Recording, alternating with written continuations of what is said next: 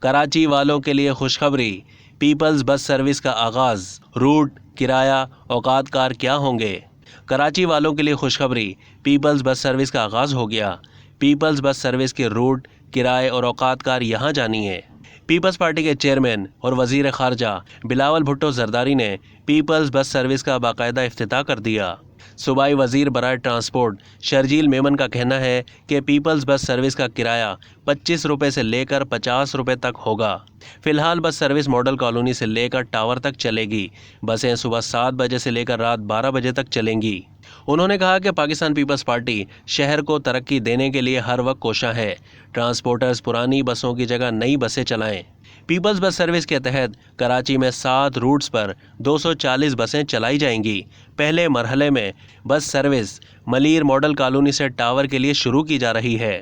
شہریوں نے حکومت سندھ کے اس اقدام کو سراہا ہے اور کہا ہے کہ پیٹرول کی قیمتوں میں حالیہ اضافے نے بہت سارے لوگوں کو اپنی ذاتی موٹر سائیکلیں اور دیگر گاڑیوں کو گھروں میں کھڑی کرنے پر مجبور کر دیا ہے۔ ایسے میں حکومت کی جانب سے معیاری اور سستی ٹرانسپورٹ کی فراہمی ان کے لیے بہت فائدہ مند ہوگی۔